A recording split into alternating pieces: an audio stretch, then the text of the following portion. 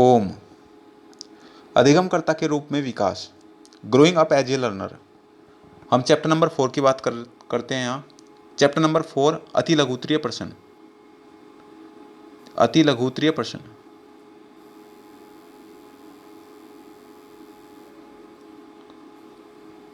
प्रश्न नंबर 1, मानसिक स्वास्थ्य विज्ञान की एक उत्तम परिभाषा दीजिए। मानसिक स्वास्थ्य विज्ञान की एक उत्तम परिभाषा दीजिए। तो परिभाषा है, मानसिक स्वास्थ्य विज्ञान का अर्थ है, मानसिक स्वास्थ्य विज्ञान का अर्थ है कि मानसिक स्वास्थ्य के नियमों का अनुसंधान करना और उनकी सुरक्षा के उपाय करना। तो मानसिक स्वास्थ्य विज्ञान का अर्थ है मानसिक स्वास्थ्य के नियमों का अनुसंधान करना और उनकी सुरक्षा के उपाय करना, और यह परिभाषा है ड्रेवर की। प्रश्न नंबर 2, मानसिक स्वास्थ्य विज्ञान के मुख्य कार्य क्या हैं?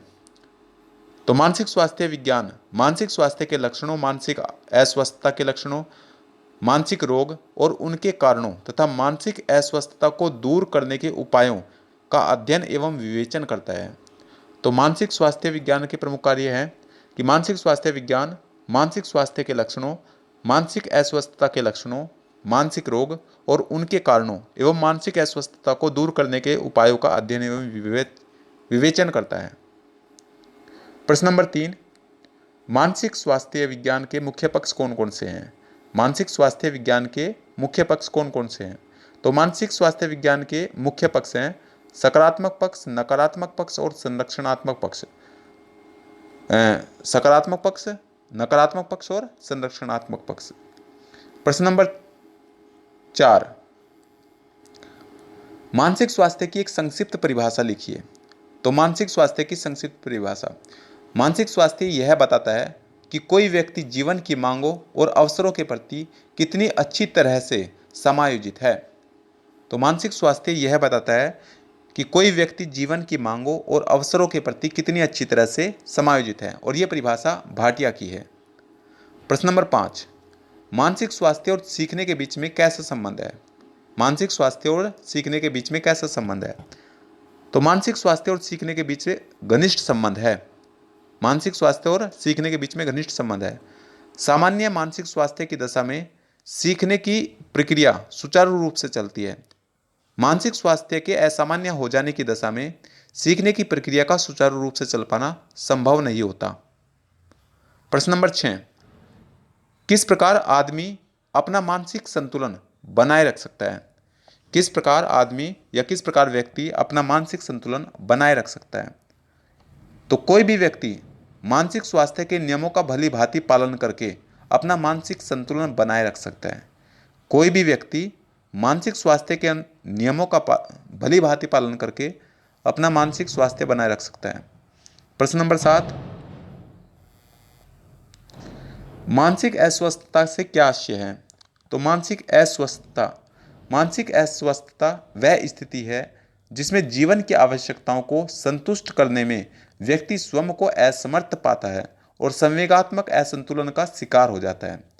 तो मानसिक अस्वस्थता वह स्थिति है जिसमें जीवन की आवश्यकताओं को संतुष्ट करने में व्यक्ति स्वयं को असमर्थ पाता है और संवेगात्मक असंतुलन का शिकार हो जाता है। प्रश्न नंबर 8, मानसिक अस्वस्थता का प्रमुख लक्षण क्या है? तो मानसिक अस्वस्थता के प्रमुख लक्षण है जीवन में समायोजन का बिगड़ जाना। जीवन में समायोजन का बिगड़ जाना। प्रश्न नंबर 9, स्वपन विश्लेषण विधि। स्वपन विश्लेषण विधि किस उपचार के लिए प्रयोग में लाई जाती है? स्वपन विश्लेषण विधि किस उपचार के लिए उपयोग में या प्रयोग में लाई जाती है? तो मानसिक अस्वस्थता के उपचार के लिए, मानसिक अस्वस्थता के उपचार के लिए स्वपन विश्लेषण विधि को अपनाया जाता है। प्रश्न नंबर 10, मानसिक रोगियों के उपचार के लिए, मानसिक रोगियों के उपचार के लिए अपनाई जाने वाली मनोविश्लेषण विधि को किसने प्रारंभ किया था? मानसिक रोगियों के उपचार के लिए, यानी कि जो मानसिक रोगी होते हैं उनके उपचार के लिए प्रयोग में लाई जाने वाली मनोविश्लेषण विधि को किसने प्रारंभ किया था?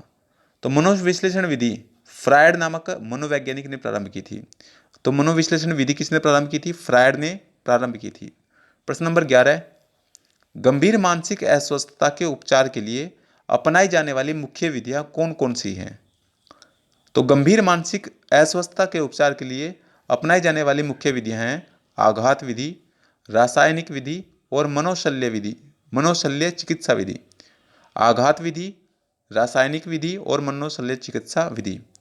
अब बात करते हैं बहुविकल्पीय प्रश्नों की। प्रश्न नंबर 1, पूर्ण स्वस्थ व्यक्ति के लिए आवश्यक है, क्या आवश्यक है? शारीरिक रूप से स्वस्थ होना आवश्यक है, मानसिक रूप से स्वस्थ होना आवश्यक है, संवेगात्मक रूप से स्वस्थ होना आवश्यक है, या इन सभी रूपों में स्वस्थ होना आवश्यक है? तो इन सब में स्वस्थ होना आवश्यक है। प्रश्न नंबर 2, शारीरिक स्वास्थ्य और मानसिक स्वास्थ्य के विषय में सत्य है, क्या सत्य है? नंबर 1, शारीरिक स्वास्थ्य के समान ही मानसिक स्वास्थ्य भी विशेष रूप से आवश्यक और महत्वपूर्ण है। नंबर बी, शारीरिक स्वास्थ्य तथा मानसिक स्वास्थ्य वास्तव में स्वास्थ्य के दो भिन्न पक्ष हैं। नंबर 3, कोई व्यक्ति शारीरिक रूप से स्वस्थ होते हुए भी मानसिक रूप से अस्वस्थ हो सकता है, या उपयुक्त सभी कथन सत्य है? तो आंसर हो जाएगा कि उपयुक्त सभी कथन सत्य हैं। प्रश्न नंबर 3,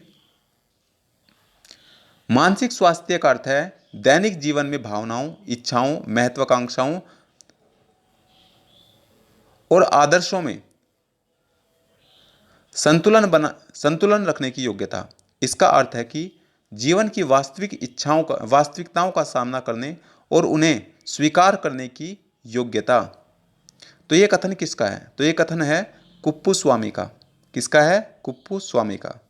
प्रश्न नंबर 4, संपूर्ण व्यक्तित्व की पूर्ण एवं संतुलित क्रियाशीलता को मानसिक स्वास्थ्य कहते हैं। संपूर्ण व्यक्तित्व की पूर्ण एवं संतुलित क्रियाशीलता को मानसिक स्वास्थ्य कहते हैं। यह कथन किसका है? तो यह है हैंडफील्ड का। किसका? हैंडफील्ड का। प्रश्न नंबर 5, मानसिक स्वास्थ्य से अभिप्राय वास्तविक आधार पर वातावरण से पर्याप्त समायोजन करने की योग्यता है।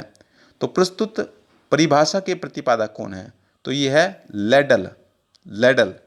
तो मानसिक स्वास्थ्य से अभिप्राय वास्तविक आधार पर वातावरण से पर्याप्त समायोजन करने की योग्यता है। प्रश्न नंबर 6, मानसिक रूप से स्वस्थ व्यक्ति कौन सा होता है? नंबर 1, जीवन के विभिन्न क्षेत्रों में समायोजित रहता है। नंबर 2, विभिन्न समस्याओं का धैर्यपूर्वक सामना करता है। नंबर 3, हर प्रकार की परिस्थितियों में मानसिक संतुलन बनाए रखता है। या नंबर 4, उपयुक्त सभी तथ्य लागू होते हैं। तो आंसर हो जाएगा उपयुक्त सभी तथ्य लागू होते हैं। प्रश्न नंबर 7, मानसिक रूप से स्वस्थ व्यक्ति का लक्षण है। तो मानसिक रूप से स्वस्थ व्यक्ति का लक्षण है नंबर 1, नियमित रूप से आत्मनिरीक्षण करना। नंबर 2, जीवन में सामंजस्यता। नंबर 3, जीवन में नियमितता। या नंबर 4, ये सभी लक्षण। तो आंसर हो जाएगा ये सभी लक्षण। प्रश्न नंबर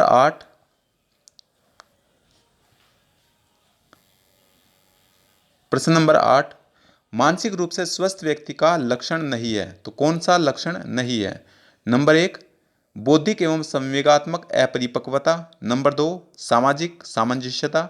नंबर 3, अपने व्यवसाय से संतुष्ट होना। और नंबर 4, सर्वांगीण जीवन व्यतीत करना। तो आंसर हो जाएगा कौन सा लक्षण नहीं है? बौद्धिक एवं संवेगात्मक अपरिपक्वता, यानी कि बौद्धिक एवं संवेगात्मक अपरिपक्वता ये लक्षण नहीं है। सामाजिक सामंजस्यता भी है, सर्वांगीण जीवन व्यतीत करना भी है, और अपने व्यवसाय को संतुष्ट करना भी है। प्रश्न नंबर 9, मानसिक अस्वस्थता से आशय है। अस्वस्थता से बुद्धि का समुचित विकास न होना, मानसिक स्वास्थ्य का अभाव होना, अत्यधिक क्रोधी होना, या विभिन्न मानसिक विकार होना। तो आंसर हो जाएगा मानसिक अस्वस्थता का आशय है मानसिक स्वास्थ्य का अभाव होना। मानसिक स्वास्थ्य का अभाव होना। प्रश्न नंबर 10, मानसिक रूप से अस्वस्थ व्यक्ति का क्या होता है? नंबर 1, व्यवहार एवं कार्य असामान्य हो जाते हैं। भाई मानसिक रूप से अस्वस्थ व्यक्ति के व्यवहार एवं कार्य असामान्य हो जाते हैं, बिल्कुल सही है। संपूर्ण जीवन अव्यवस्थित एवं असंतुलित हो जाता है, ये भी बात सही है। जीवन में समायोजन का अभाव हो जाता है और विभिन्न क्षेत्रों में असफलता प्राप्त होती है, तो ये बात भी सही है। तो आंसर हो जाएगा उपयुक्त सभी लक्षण प्रकट होते हैं। प्रश्न नंबर 11, मानसिक अस्वस्थता के मुख्य रूप या प्रकार हैं। तो मानसिक अस्वस्थता के मुख्य रूप या प्रकार क्या क्या हैं? नंबर एक, यौन विकृतियां तथा सामान्य जीवन में विकृतियां। यौन विकृतियां एवं सामान्य जीवन में विकृतियां, मनोशानविक विकृतियां, मनोविकृतियां या उपयुक्त सभी। तो आंसर हो जाएगा उपयुक्त सभी। पॉइंट नंबर 12,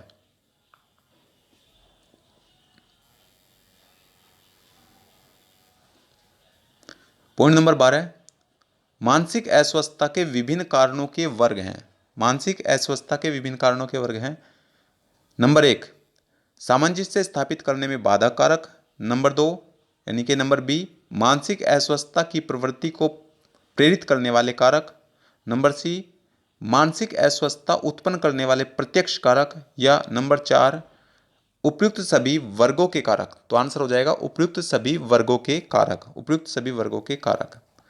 पॉइंट नंबर 13, प्रश्न नंबर 13, व्यक्ति को सामंजस्य स्थापित करने में बाधक कारकों का सामना करना पड़ता है।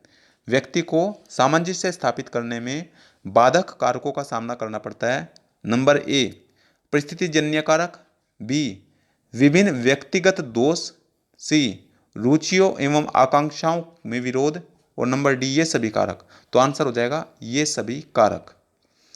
व्यक्ति को सामंजस्य स्थापित करने में बाधक कारकों का सामना करना पड़ता है, तो उसमें परिस्थितिजन्य कारक भी आते हैं, विभिन्न व्यक्तिगत दोष भी आते हैं, रुचियां एवं आकांक्षाओं का विरोध भी आता है। प्रश्न नंबर 14, बालक के मानसिक स्वास्थ्य के लिए पारिवारिक जिम्मेदार होता है। कौन जिम्मेदार होता है? माता पिता का मानसिक स्वास्थ्य, या परिवार का शांतिपूर्ण वातावरण, या माता पिता का सद्व्यवहार, या उपयुक्त सभी। तो आंसर हो जाएगा उपयुक्त सभी। प्रश्न नंबर 15, मानसिक स्वास्थ्य का विकास शिक्षा की एक महत्वपूर्ण उद्देश्य एवं प्रभावशाली अधिगम की अनिवार्य शर्त दोनों है। तो यह स्पष्टीकरण प्रस्तुत किसने किया? तो ये किया था फ्रेंडसन ने। किसने किया था? फ्रेंडसन ने किया था। मानसिक स्वास्थ्य का विकास शिक्षा का एक महत्वपूर्ण उद्देश्य एवं प्रभावशाली अधिगमन की अनिवार्य शर्त है, दोनों है, और यह स्पष्टीकरण दिया था फ्रेंडसन ने। प्रश्न नंबर 16, बच्चों के उत्तम मानसिक स्वास्थ्य के लिए विद्यालय में अनुशासन होना चाहिए। बच्चों के उत्तम मानसिक स्वास्थ्य के लिए विद्यालय में अनुशासन होना चाहिए। कैसा अनुशासन होना चाहिए?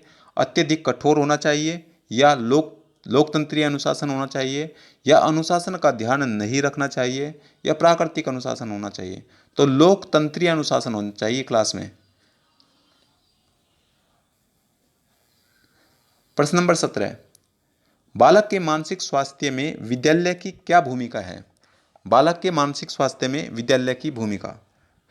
नंबर ए, शारीरिक स्वास्थ्य की रक्षा के उपाय। नंबर बी, शिक्षक का सहानुभूतिपूर्ण व्यवहार। नंबर सी, निर्देशन एवं परामर्श की व्यवस्था। और नंबर डी, ये सभी भूमिकाएं। तो आंसर हो जाएगा ये सभी भूमिकाएं हैं। प्रश्न नंबर 18, मानसिक स्वास्थ्य विज्ञान मानसिक स्वास्थ्य की रक्षा करने और मानसिक अस्वस्थता को रोकने से संबंधित है। यह कथन किसका है? तो यह हैडफील्ड का कथन है। मानसिक स्वास्थ्य विज्ञान मानसिक स्वास्थ्य की रक्षा करने और मानसिक अस्वस्थता को रोकने से संबंधित है। यह कथन हैडफील्ड का है। प्रश्न नंबर 19, मानसिक स्वास्थ्य विज्ञान का महत्व है। तो मानसिक स्वास्थ्य विज्ञान का महत्व किस में है? पारिवारिक क्षेत्र में है, या बच्चों के विकास के क्षेत्र में है, या व्यावसायिक और औद्योगिक क्षेत्र में है? तो आंसर हो जाएगा इन सभी क्षेत्रों में है। प्रश्न नंबर 20, मानसिक स्वास्थ्य विज्ञान का अध्ययन क्षेत्र क्या है? मानसिक स्वास्थ्य विज्ञान का अध्ययन क्षेत्र क्या है? नंबर ए, सामान्य व्यक्ति। नंबर बी, मानसिक रोगी। नंबर सी, संपूर्ण समाज। या डी, ये सभी। तो आंसर हो जाएगा ये सभी। तो मानसिक स्वास्थ्य विज्ञान का अध्ययन क्षेत्र में सामान्य व्यक्ति भी आते हैं, मानसिक रोगी भी आते हैं, संपूर्ण समाज आता है। तो आंसर हो जाएगा डी। प्रश्न नंबर 21, मानसिक स्वास्थ्य विज्ञान का क्या कार्य है? तो मानसिक स्वास्थ्य विज्ञान का कार्य क्या मानसिक स्वास्थ्य के लिए उचित वातावरण प्रदान करना है, या मानसिक रोगों की रोकथाम करना है, या मानसिक रोगों का उपचार करना है, या उपयुक्त सभी है? तो आंसर हो जाएगा उपयुक्त सभी है। प्रश्न नंबर 22, मानसिक स्वास्थ्य और मानसिक स्वास्थ्य विज्ञान का संबंध दर्शाने वाला कथन कौन सा है? पहला कथन दिया है कि मानसिक स्वास्थ्य एक काल्पनिक अवधारणा है तथा मानसिक स्वास्थ्य विज्ञान अनावश्यक है। तो ऐसा क्या ऐसा है? तो ऐसा नहीं है। Point number B. Point number B, मानसिक स्वास्थ्य का संबंध पागलपन जैसी समस्याओं से है तथा इसके उपचार के लिए मानसिक मानसिक स्वास्थ्य विज्ञान को विकसित किया गया है। तो ऐसा भी नहीं है। पॉइंट नंबर सी, मानसिक स्वास्थ्य एक स्थिति या दशा है तथा मानसिक स्वास्थ्य विज्ञान एक मानसिक स्थिति का अध्ययन करने वाला विज्ञान है।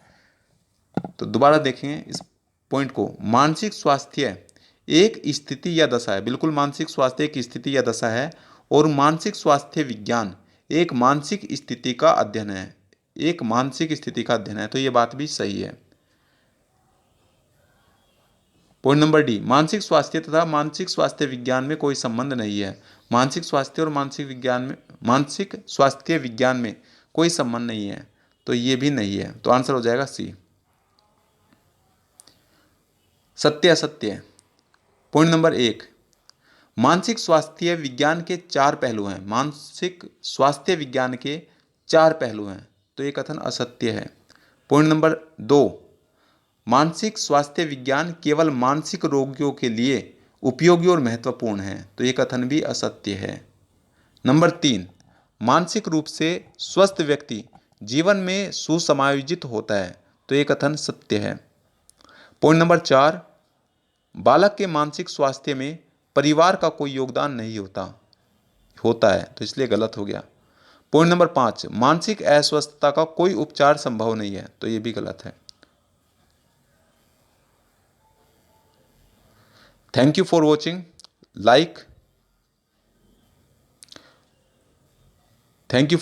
Like, comment, share, subscribe.